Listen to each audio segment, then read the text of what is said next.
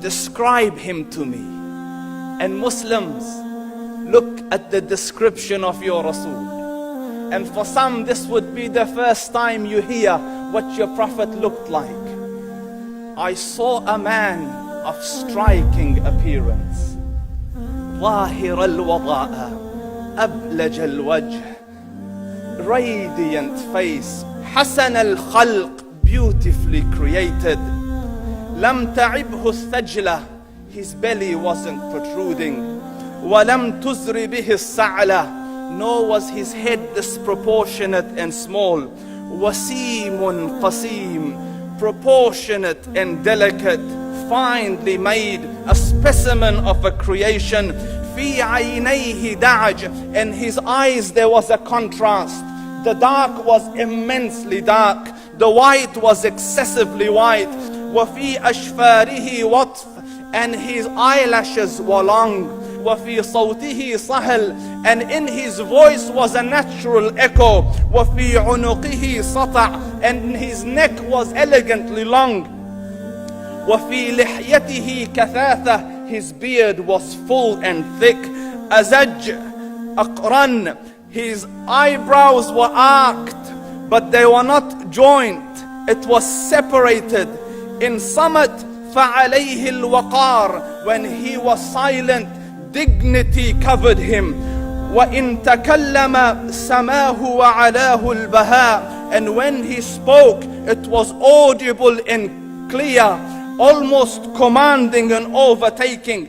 أجمل الناس وأبهاهم من بعيد, from afar the most striking and outstanding in appearance. وأحسنهم وأجملهم من قريب, and when he came near, the best of them and the most handsome of them in closeness. حلو المنطق, such an exalted and sweet level of logic.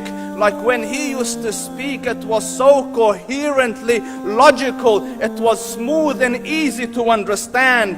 فصل لا نزر ولا هذر, he was to the point, not excessive, nor too short. كأن منطقه خرزات نظم يتحدرن, his logic, his utterances, his words were like jewels coming out of a necklace, calculated, polished, one after the other, it would flow magically. ربعة, he was medium in height. Your eye didn't have to strain to look up at him, nor was it tedious to look down at him. He was a comfortable sight to look at. له رفقاء يحفون به, he had friends, the people that were with him, they were working around him to try to serve and protect him.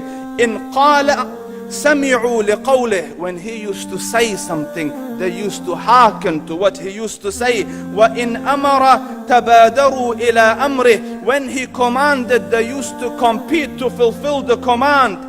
This is Muhammad Rasulullah. This is Muhammad Rasulullah. Anas ibn Malik says, he says, I came out one night, it was the full moon night.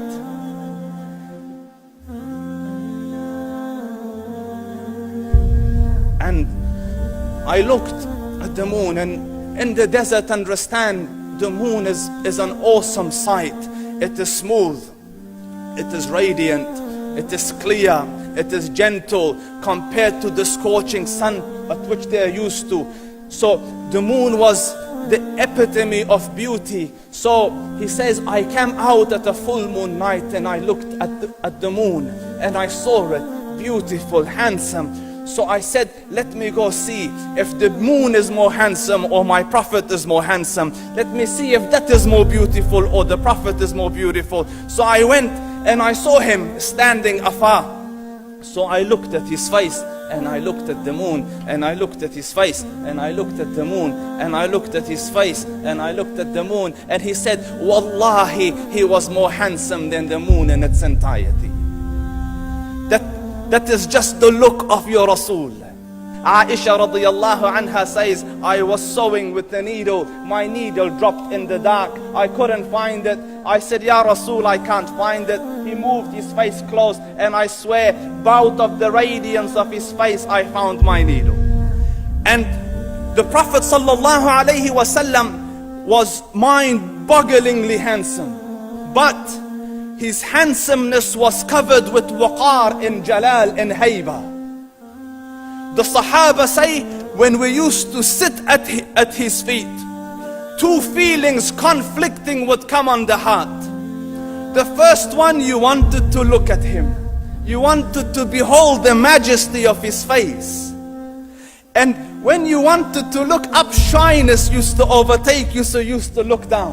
Amr ibn al-As says, I sat with him many times, but if you ask me to describe his face, I can't describe it.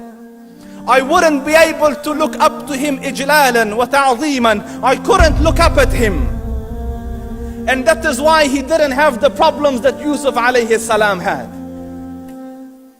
Because it was difficult to penetrate the awe and the splendor of the Rasul.